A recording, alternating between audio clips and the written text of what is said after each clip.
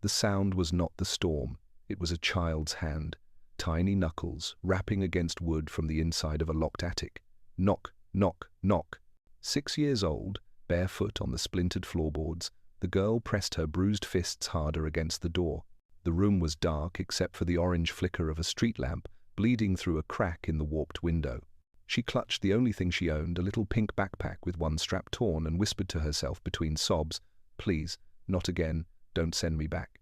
Her wrists carried red rings where ropes had cut. Her lip was split, her tangled hair clung to damp cheeks. Every shadow in the attic was a monster she already knew too well. The shouting, the fists, the locks that always clicked from the outside. Down below, thunder rolled through the neighborhood, rattling the gutters and window panes. No one heard her until Shadow did. The German shepherd froze mid-stride in the alley, ears knifing toward the house. His amber eyes locked on the slanted roof, his chest rumbling with a sound his handler knew by heart. Someone is inside.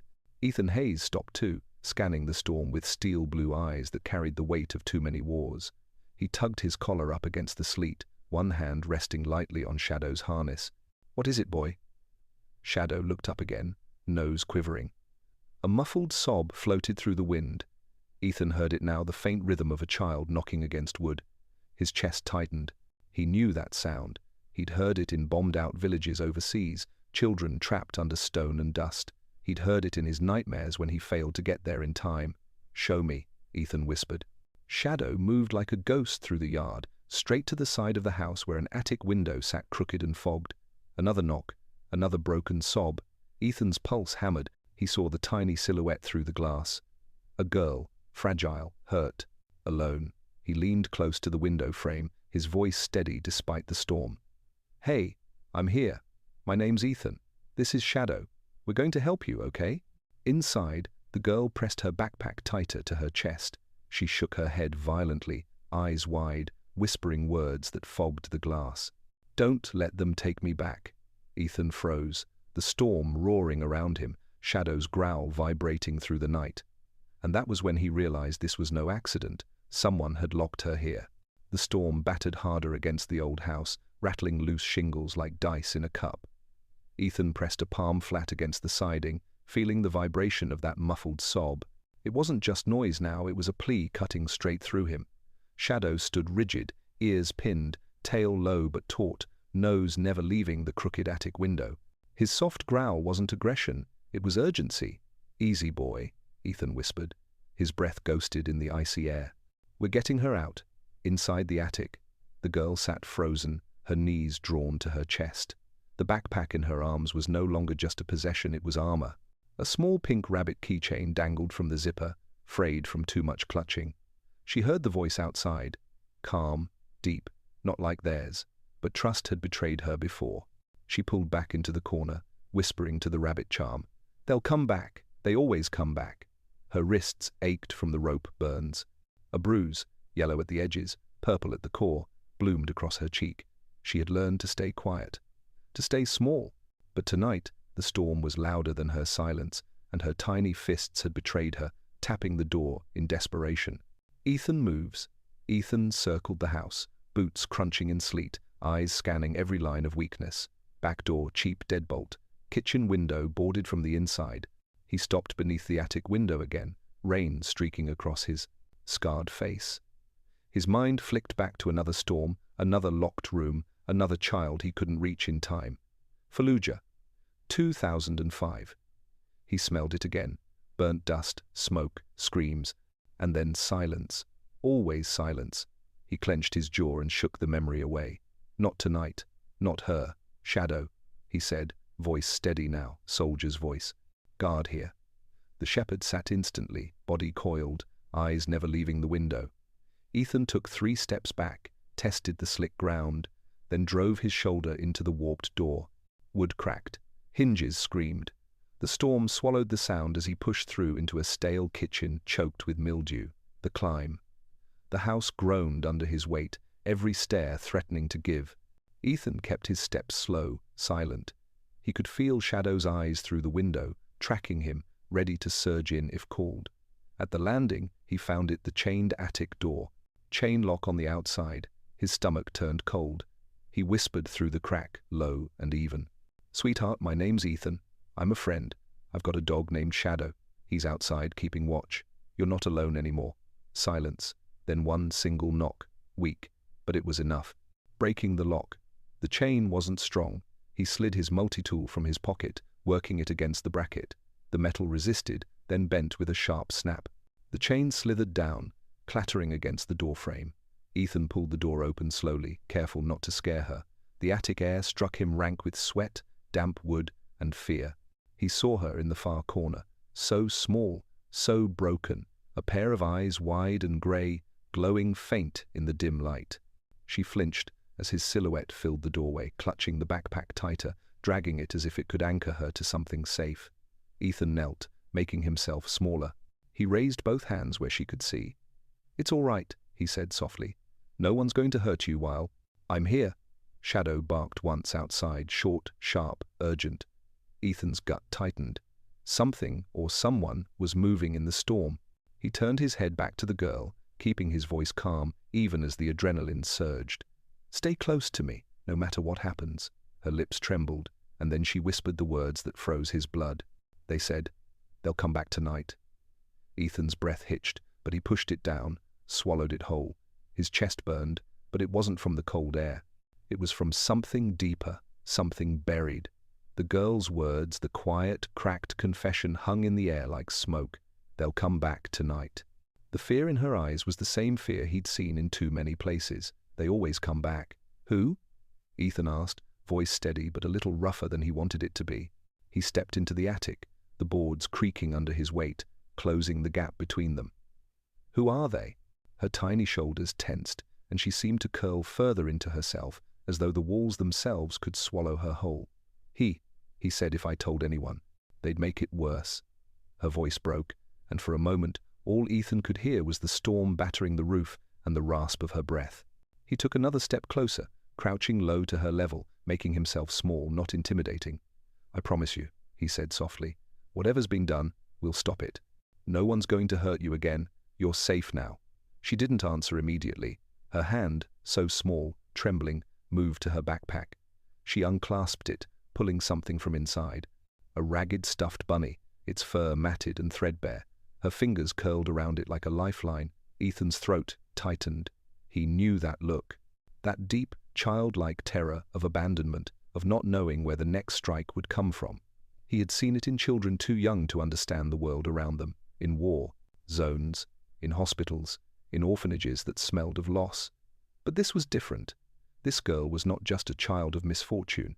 She was a child of broken trust, of fear that no one should ever know. He looked at her, really looked at her, her wide eyes, the bruises that bloomed on her skin like dark flowers.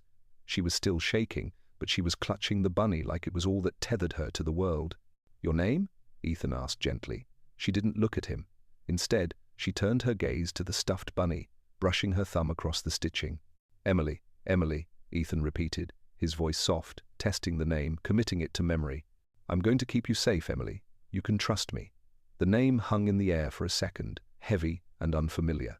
It hit Ethan in a way he hadn't expected. For a moment, he was back in another house, another small room, in another time.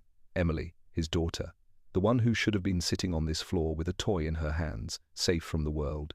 But she was gone. He had failed her. And now, this little girl, named after the one he'd lost, was standing in front of him, hurt, broken. Ethan forced the memory down. Not this time. Not her. The storm outside howled, but inside the attic there was silence. And in that silence, Ethan felt the weight of his promise settling on his shoulders. He took in a slow breath. "Emily, listen to me," he began, his voice rough but determined. "I know what it's like to be scared, to feel like the world is too big, too dangerous. But you've got to know, you're not alone, not anymore." She shifted slightly, her eyes flicking to the window, then back at him. "They'll find me," she whispered. "They always do." Ethan straightened. They, the ones she was running from, weren't just a vague threat. They were real, and their grip was as cold and suffocating as the storm that raged outside. He could feel the fear in her words, the weight of her trauma, and it made something in him twist. He had been that little girl once, running from ghosts, searching for a way to make it stop. But now, there was no running. He would stay.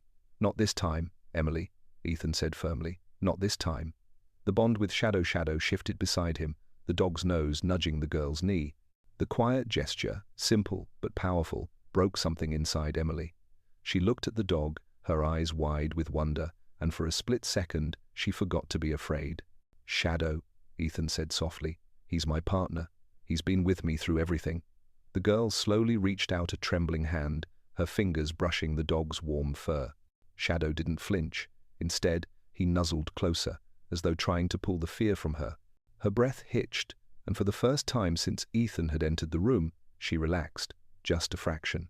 "I'm not going to leave you," Ethan said, his voice steady despite the storm raging in his heart. "Shadow's not going anywhere either. You're safe here. We'll make sure of it." Emily sniffled, her small body curling slightly as if trying to find comfort in the dog's warmth. Her voice, so small it was barely audible, came out in a whisper.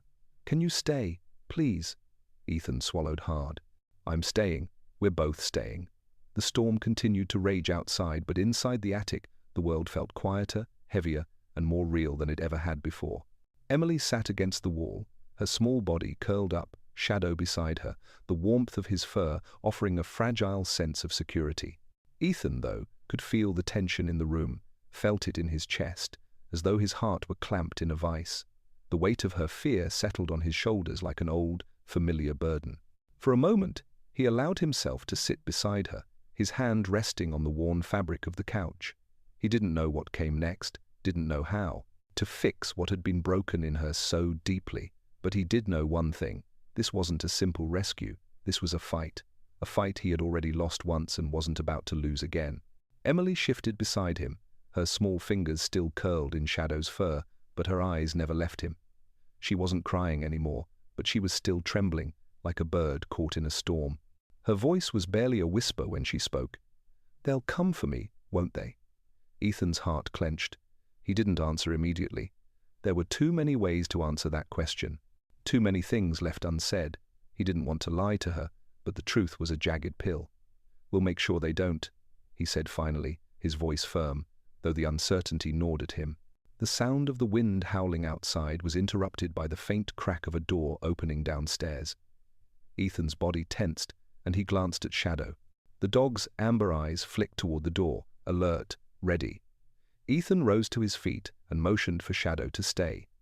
The dog lowered his head slightly, an imperceptible growl building deep in his chest.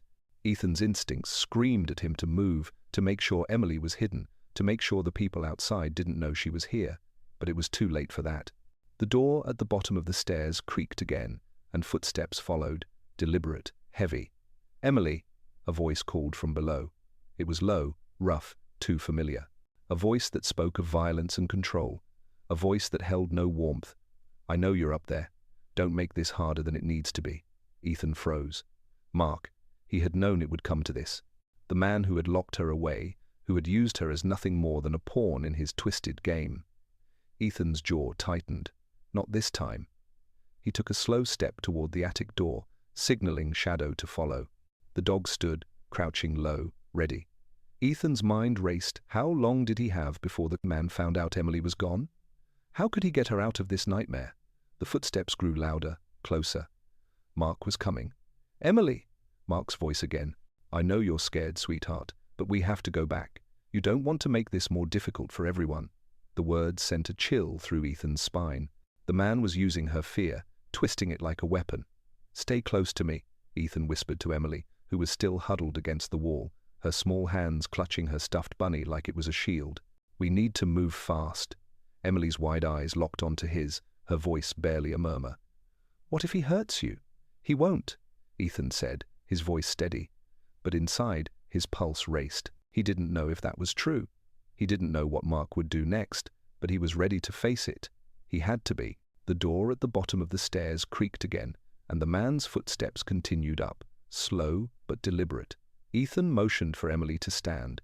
Shadow moved toward her, nuzzling her hand once more, offering that quiet comfort that only a dog could provide. "Come on," Ethan said.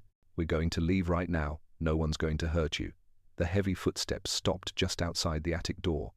Mark's voice was muffled now, but Ethan could hear the smirk in it as he spoke. "I know you're there, soldier. Don't try anything stupid. Ethan's hand went to the handle of the attic door, his mind calculating, moving faster than his heartbeat.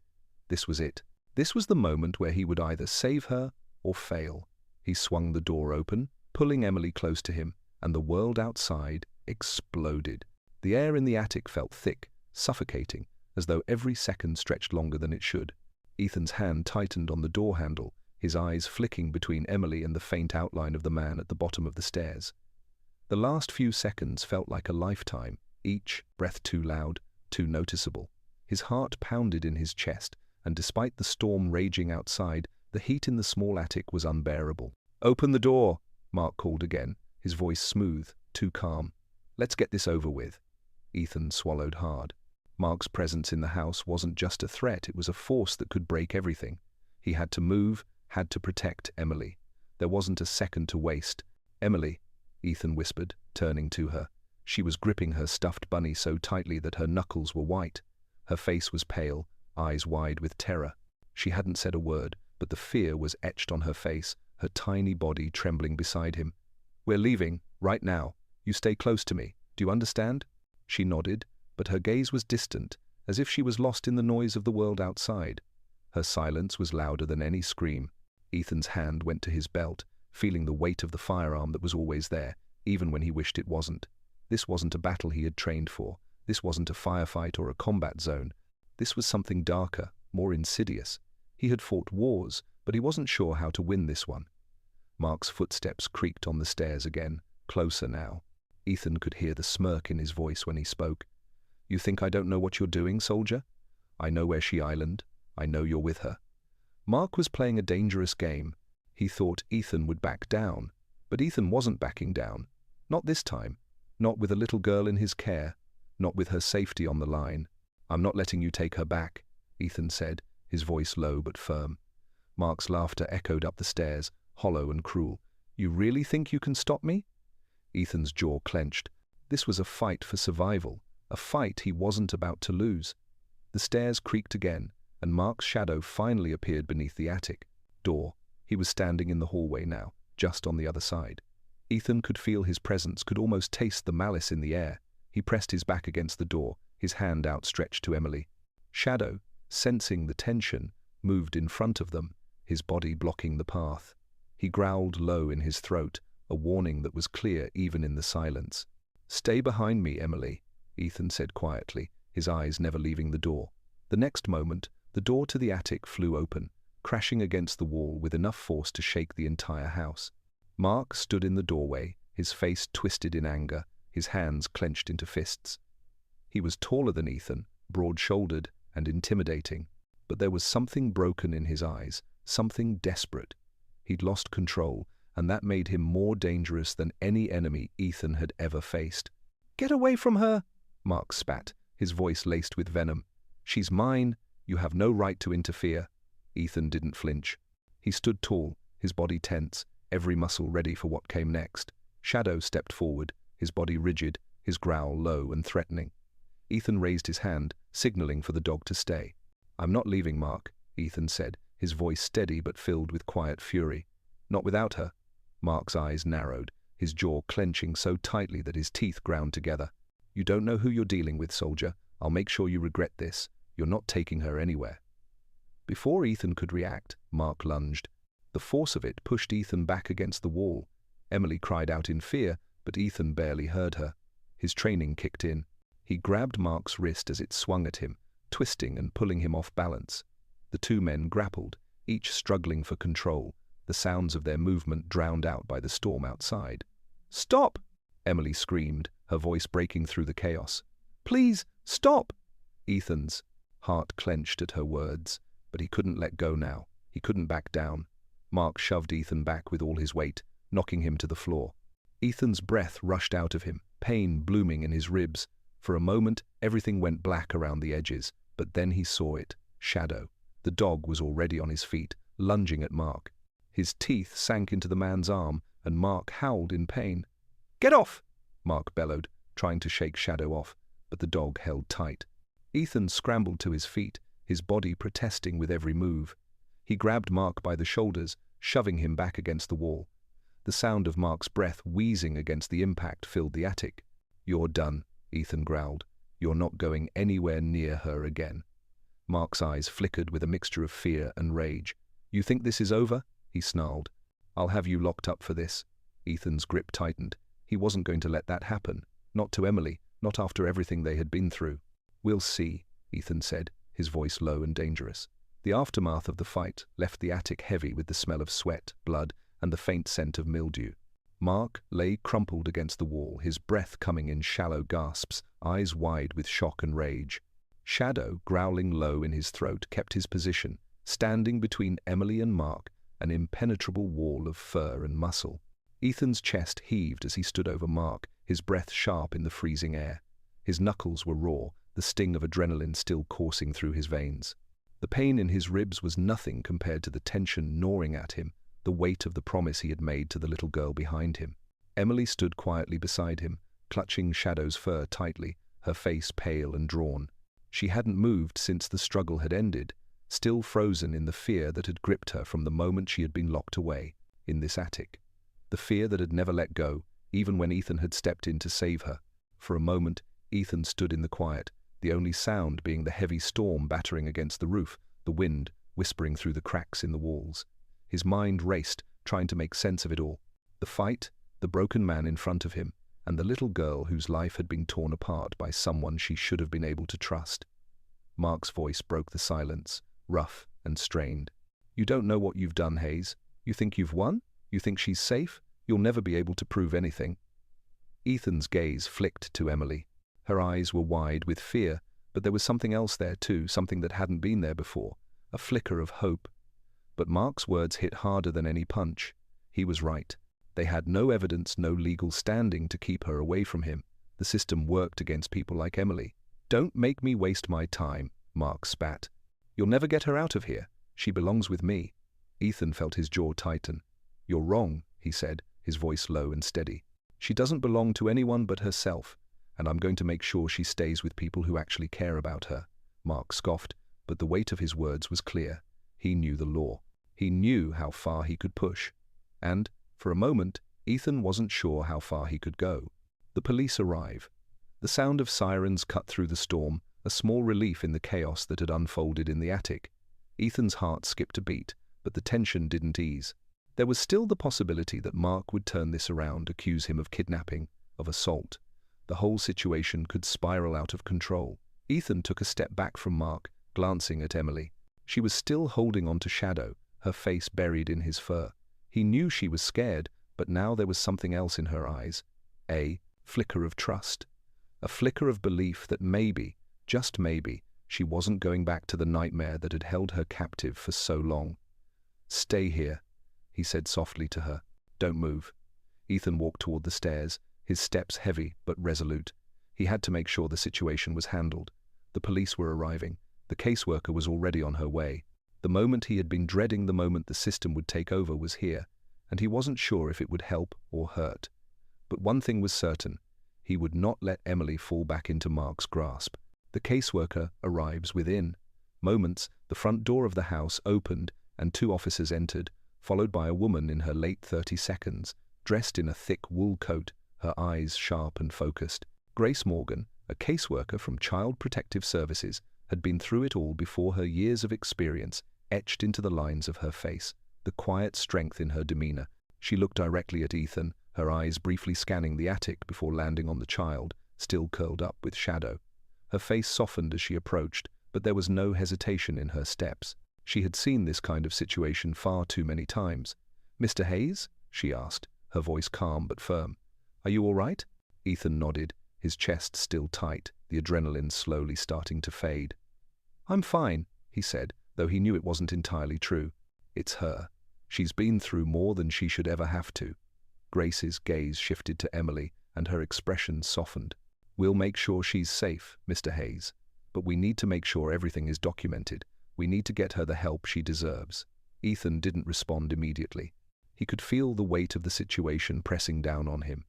Mark had made his threats, and now they had to deal with the aftermath. The legal system, the paperwork, the endless meetings. It was a reality he knew all too well from his time in the military. But this was different. This was about a child's future, and if he couldn't protect her, then who could?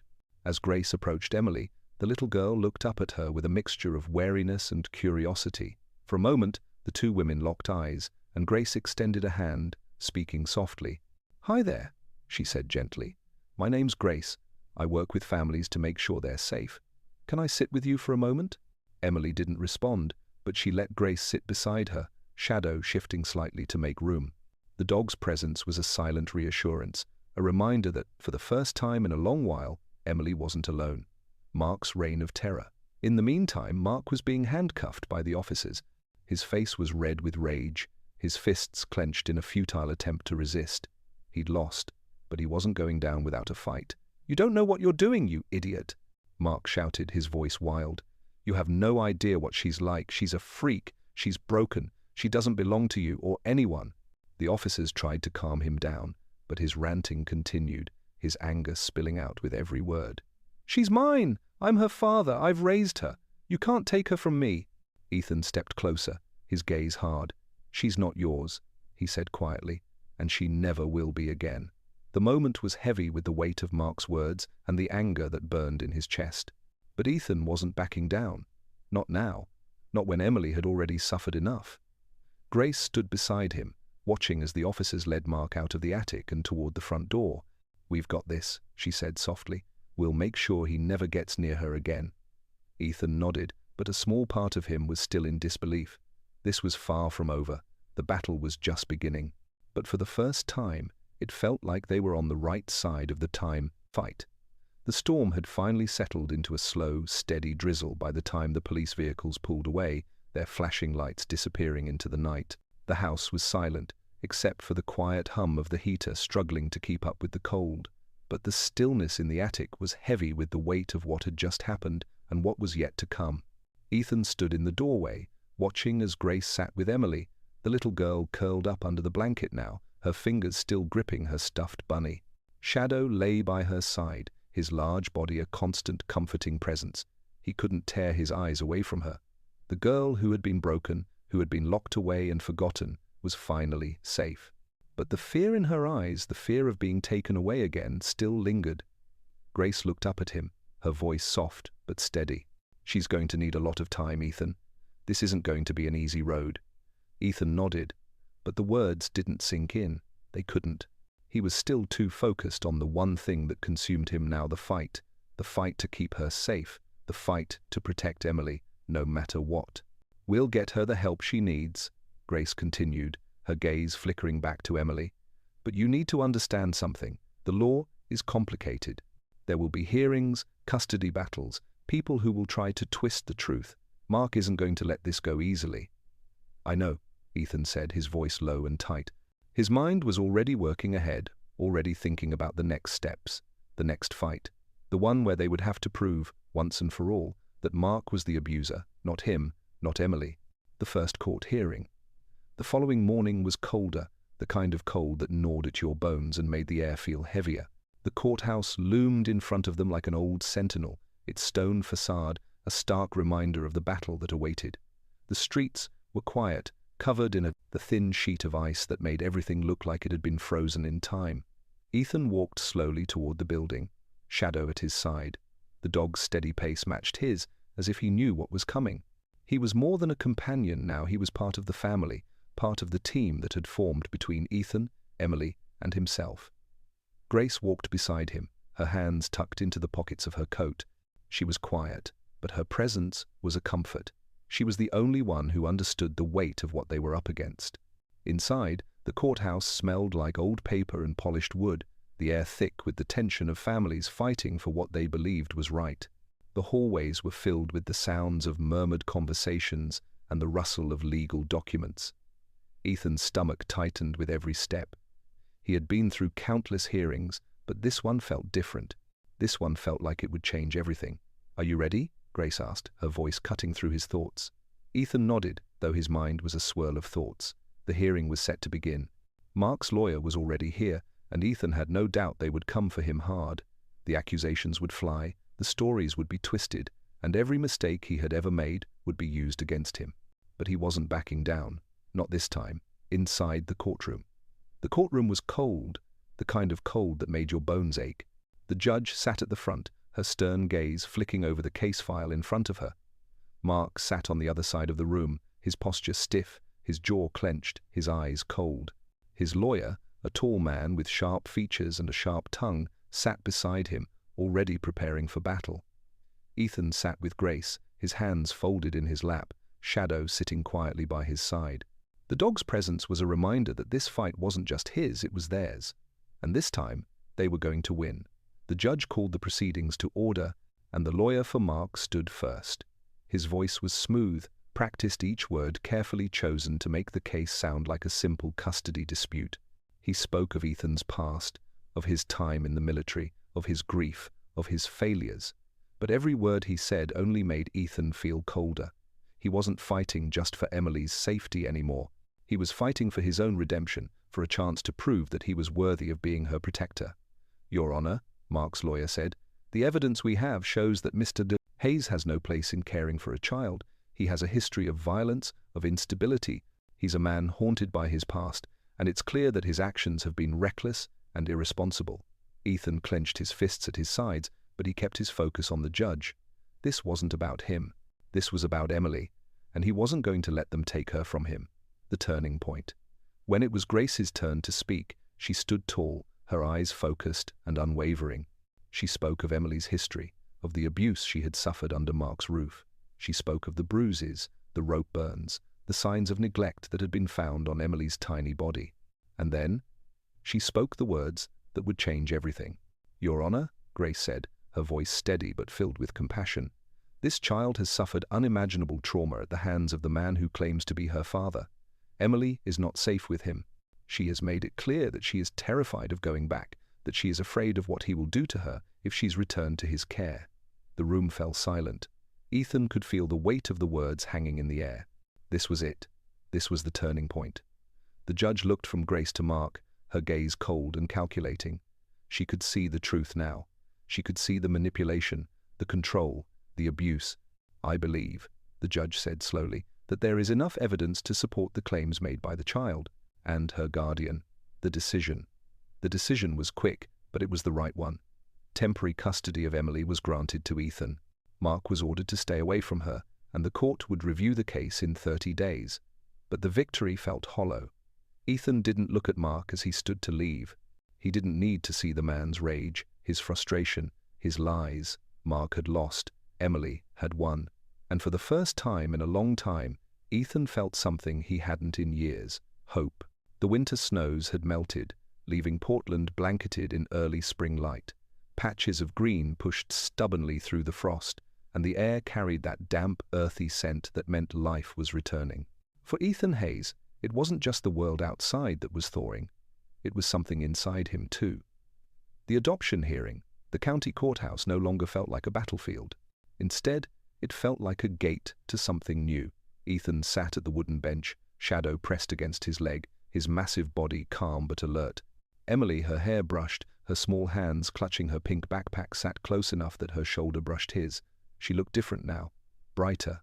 Still fragile, still carrying scars, but she no longer shrank at every sound. She leaned into Ethan without fear. Judge Rebecca Moore adjusted her glasses, flipping through the stack of papers before her. Her gaze softened when it landed on the child. "We are here today to finalize the adoption petition of Emily Carter by Mr. Ethan Hayes." Emily's eyes darted toward Ethan, searching, needing his reassurance. Ethan gave her a small nod, steady and sure. "Emily," Judge Moore said gently, "do you want to say anything before I make my decision?" Emily's voice was barely a whisper, but the silence of the courtroom carried it clear. "I want to stay with Ethan and Shadow. They're my family." The words broke something inside Ethan. His throat tightened, and he had to swallow hard to steady himself. Shadow thumped his tail once against the floor, as if sealing the statement. The judge's smile was faint, but warm. "Then, by the authority vested in me by the state of Maine, I hereby grant the adoption. Effective immediately, Emily Carter will now be known as Emily Hayes." Home. The drive back to Ethan's new cabin in Sebago was quiet, but the kind of quiet filled with peace instead of fear. The lake glittered under pale sunlight, and the trees that framed the cabin swayed like gentle guardians. Emily bounded out of the truck with Shadow at her heels. She ran to the porch, her laughter ringing in the air like a sound the house had been waiting for. Ethan followed slower, his steel blue eyes taking in the scene with a mixture of disbelief and gratitude. Inside, the walls were lined with Emily's crayon drawings, taped proudly where photographs of loss used to hang. The living room smelled faintly of fresh wood and the soup simmering in the kitchen. The house wasn't haunted anymore, it was alive. Emily dropped her backpack in the corner and pulled a new painting from inside. "Can we put this one on the fridge?" she asked. Ethan smiled, taking the picture from her hands. It was of 3 figures, a tall man, a little girl, and a German shepherd standing between them. Above them, in shaky letters, she had written one word: family. He crouched down, brushing a strand of hair from her face. "Every single one goes up," he said. The promise. That night, after dinner, they sat on the porch together. Emily leaned against Ethan's side, her small body wrapped in a blanket. Shadow sprawled at their feet, his head resting on his paws, amber eyes watching the lake as if guarding the horizon. The sunset painted the water in shades of gold and crimson, and for the first time in years, Ethan felt his chest loosen, the shadows of war and grief lifting just enough for him to breathe. Emily looked up at him, her voice soft but clear. "You're not going to leave, right?" Ethan wrapped his arm gently around her shoulders. "Never. You and me and Shadow, always." The girl sighed, her eyelids fluttering, and leaned into him fully. Shadow shifted closer, pressing against them both, anchoring them together. Ethan looked out at the water, his heart full. He had lost so much, too much. But in saving Emily, he had found something he thought he'd never feel again: hope. Closing message. Sometimes the miracles we ask for don't come the way we expect. Sometimes they arrive in the form of a frightened child knocking on the walls of an attic, or a loyal dog who refuses to leave our side, or the quiet strength to love again after loss. Ethan Hayes had gone into that storm, a broken man. But he came out with a daughter, a family, and a reason to keep living, because sometimes the ones we save are the ones who save us.